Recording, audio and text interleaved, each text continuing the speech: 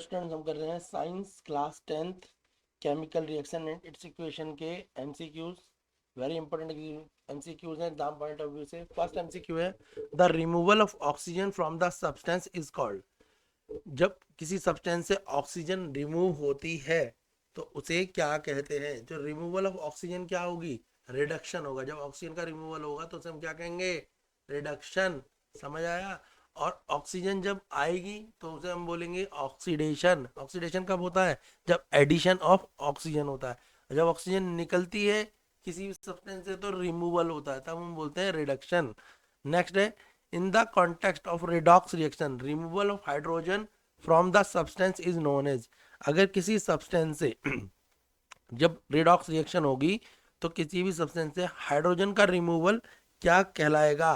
तो हाइड्रोजन का removal oxidation कहलाएगा। याद रखना, हाइड्रोजन का रिमूवल ऑक्सीडेशन और हाइड्रोजन का एडिशन रिडक्शन। इसी का उल्टा है ऑक्सीजन। ऑक्सीजन का रिमूवल रिडक्शन और ऑक्सीजन का ऐड होना ऑक्सीडेशन। तो जो ऑक्सीजन होगा उसका उल्टा हाइड्रोजन होगा। क्लियर है रिडॉक्स रिएक्शन में? नेक्स्ट है, the chemical reaction which the chemical reaction involve in the corrosion of iron metal is that of. जो केमिकल, कोई भी जब केमिकल रिएक्शन होती है तो कोरोजन होता है, यानी आयरन में जंक लग जाता है। तो आयरन में क्या हो जाता है? कोरोजन हो जाता है। तो किसमें इन्वॉल्व होता है? तो oxidation as well as combination. जब हमारे को पता लग जाए, जब जो जिसके कारण आयरन की मेटल में क्या होगा? कोरोजन होगा। जब आयरन मेटल में कोरोजन होगा तो याद रखना उसमें दोनों रिएक्शन होंगी, ऑक्सीडेशन की भी होगी और कॉम्बिनेशन रिएक्शन भी होगी। कौन कौन सी रिएक्शन होगी? ऑक्सीडेशन एंड कॉम्बिनेशन दोनों रिएक्शन होती है कोरोजन में। वेरी इंपॉर्टेंट है। Next, the term use to indicate the development of unpleasant smell and taste in fat and oil containing food due to the aerial oxidation is. जो term indicate करी गई है किसके लिए? अनप्लीजेंट स्मेल और taste. जब किसी खाने में हमें क्या है, स्मेल आने लगे, गंदी स्मेल, और उसका टेस्ट भी खराब हो जाए। And oil containing food due to the, ठीक है, एरियल ऑक्सीडेशन। तो रीजन क्या होगा इसका?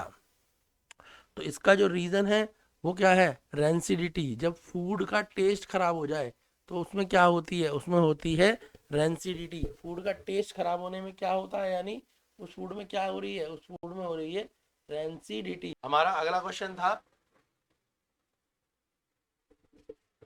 अगला क्वेश्चन है बेटा, अ white precipitate can be obtain by adding dilute sulphuric acid. तो डाइल्यूट सल्फ्यूरिक एसिड को किसके साथ रिएक्ट कराएं कि एक वाइट प्रिसिपिटेट मिल जाए? वाइट प्रिसिपिटेट का मतलब एक पाउडर टाइप का या कुछ पाउडर फॉर्म में कोई चीज मिल जाए। ये हमने हमारी बुक में ही रिएक्शन है, बेरियम क्लोराइड BaCl के साथ हम सल्फ्यूरिक एसिड को कराते हैं तो क्या मिलता है हमें? वाइट प्रिसिपिटेट मिलता है। और रिएक्शन तो आपकी बुक में है ही। नेक्स्ट है 52, a white precipitate will be formed if add common salt solution to। white precipitate कब बनेगा? जब हम, ठीक है, white precipitate will be formed कब फॉर्म होगा? if we add common salt solution। और common salt solution में तो हम कब क्या मिलाएंगे? सिल्वर नाइट्रेट AgNO3 सॉल्यूशन मिलाएंगे तो हमारे को तब भी व्हाइट प्रेसिपिटेट मिलेगा। कब? जब हम कॉमन सॉल्ट होगा तो हम क्या मिलाएंगे? AgNO3। कब मिलाएंगे AgNO3? जब हमारे पास कॉमन सॉल्ट होगा। क्लियर है? और अगर डाइल्यूट सल्फ्यूरिक एसिड होगा तो हम बेरियम क्लोराइड के साथ रिएक्ट कराएंगे। क्लियर है? बेरियम क्लोराइड के साथ कब रिएक्ट कराएंगे? जब सल्फ्यूरिक एसिड होगा। और जब कॉमन सॉल्ट होगा तो किसके साथ रिएक्ट कराएंगे? AgNO3 सिल्वर नाइट्रेट के साथ रिएक्ट कराएंगे। नेक्स्ट देखो, बोला है एक केमिकल रिएक्शन है जिसमें कोई मेटल है M, एक मेटल है M, उसको रिएक्ट कराया ऑक्सीजन के साथ और बन गया मेटल ट्राई ऑक्साइड। बन गया ना M, और O3 है ना, M2O3, तो मेटल ट्राई ऑक्साइड है। तो अब बताओ, तो देखो यहाँ पर जो रिएक्टेंट है कितने हैं? 2, और प्रोडक्ट है 1। जब 2 रिएक्टेंट हो और उनसे एक प्रोडक्ट बने तो रिएक्शन होती है कॉम्बिनेशन। तो ये रिएक्शन एक तो कॉम्बिनेशन है। दूसरा देखो, यहाँ पे मेटल M है, ये अकेली मेटल है, पर जब प्रोडक्ट आया तो इसके साथ ऑक्सीजन जुड़ गया तो एडिशन भी हो गया। तो ये एक दूसरा क्या हो गई? ऑक्सीडेशन रिएक्शन हो गई। तो इसमें 2 रिएक्शन है, एक तो बनेगी कॉम्बिनेशन रिएक्शन और दूसरी बनेगी ऑक्सीडेशन रिएक्शन। तो इसका ऑप्शन कौन सा होगा? Option D. क्लियर हो गया कैसे हुआ? रिएक्टेंट में क्या थे, रिएक्टेंट में दो अलग अलग मेटल थी, रिएक्ट करी और सिंगल प्रोडक्ट बनाया, दो रिएक्टेंट से सिंगल प्रोडक्ट से कॉम्बिनेशन रिएक्शन। मेटल के पास पहले ऑक्सीजन नहीं थी पर प्रोडक्ट में उसके पास ऑक्सीजन जुड़ गई तो ऑक्सीडेशन हो गया, तो combination reaction as well as oxidation reaction हो गई। नेक्स्ट है द प्रोसेस ऑफ रेस्पिरेशन।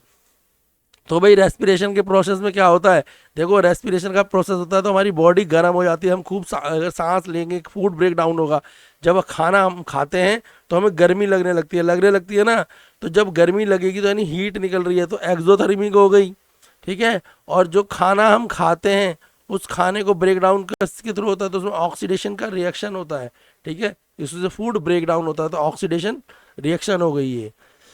तो इसका ऑप्शन होगा 54 का ऑप्शन क्या होगा, oxidation reaction which is exothermic. और वैसे भी याद रखना डायरेक्ट भी पूछ लिया जाता है कि भाई रेस्पिरेशन रिएक्शन कौन सी होती है, तो रेस्पिरेशन रिएक्शन एक्सोथर्मिक रिएक्शन भी होती है और ऑक्सीडेशन रिएक्शन भी होती है। क्लियर है। नेक्स्ट है which of the following can be decompose by acting of light. Light, ठीक है, तो कौन सी चीज डिकम्पोज होगी जब उसमें लाइट पड़ेगी, तो देखो लाइट पड़ेगी तो सनलाइट की है तो फोटोलिटिक रिएक्शन कहलाएगी। कौन सी रिएक्शन कहलाएगी, फोटोलिटिक। और फोटोलिटिक रिएक्शन कौन सी है, सिल्वर क्लोराइड वाली AgCl। AgCl क्या है, फोटोलिटिक रिएक्शन है, ठीक है। क्लियर है। नेक्स्ट क्वेश्चन देखेंगे हम। क्लियर है बेटा, यहाँ तक तो समझ आ गया आपको। नेक्स्ट क्वेश्चन देखते हैं। जो नेक्स्ट है हमारा, नेक्स्ट है बेटा, one of the following does not happen during the chemical reaction. जब भी कोई केमिकल रिएक्शन होगी तो कौन सी चीज पॉसिबल नहीं है। देखो केमिकल रिएक्शन होने पे आपको पता है न्यू प्रोडक्ट बनेगा तो नए बॉन्ड वगैरह बन जाएंगे, प्रॉपर्टियां डिफरेंट होती हैं नए सब्सटेंसों की, नए प्रोडक्ट बनेंगे ये भी पता है, ठीक है। मगर क्या नहीं होगा, तो element of one atom change into those another atom to form new product, सिर्फ ये नहीं होगा। क्लियर हो गया। तो क्या नहीं होगा, एटम जो है एक एलिमेंट के चेंज नहीं होंगे अनदर एलिमेंट में न्यू प्रोडक्ट बनाने के लिए, तो ये चीज नहीं होगी। नेक्स्ट है which of the following does not involve in chemical reaction. जब भी कोई केमिकल रिएक्शन होती है तो कौन सी चीज उसमें इन्वॉल्व नहीं होती, तो देखो अगर डाइजेशन ऑफ फूड देखें तो ये केमिकल रिएक्शन है, प्रोसेस ऑफ रेस्पिरेशन भी केमिकल रिएक्शन है, burning of candle wax on heating भी। मगर melting of candle wax on heating ये एक फिजिकल रिएक्शन है। ये कौन सी रिएक्शन है, फिजिकल प्रोसेस है ना, तो ऑप्शन डी जो है वो क्या है, बोला ना कौन सा इसमें केमिकल रिएक्शन नहीं है, तो melting of candle wax on heating ये केमिकल रिएक्शन नहीं है क्योंकि ये एक फिजिकल प्रोसेस है, रिवर्सेबल है।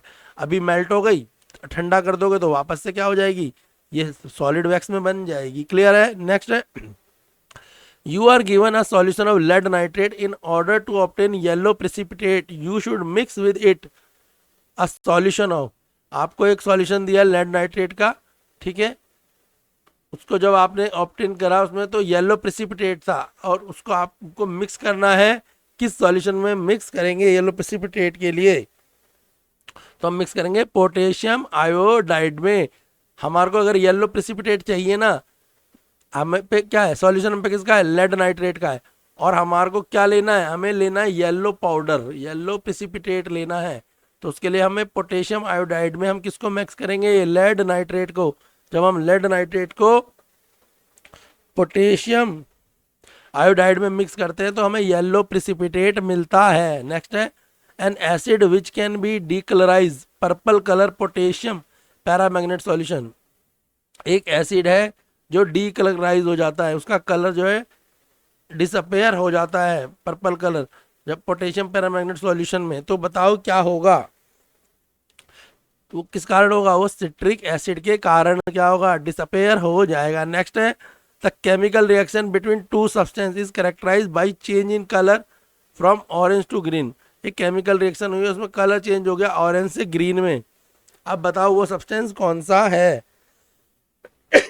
तो जब भी ऑरेंज से ग्रीन में अगर कलर चेंज हो रहा है तो पोटेशियम डाइक्रोमेट सॉल्यूशन जो है वो शुगर डाइऑक्साइड में कन्वर्ट हो जाएगा, ऑप्शन ई।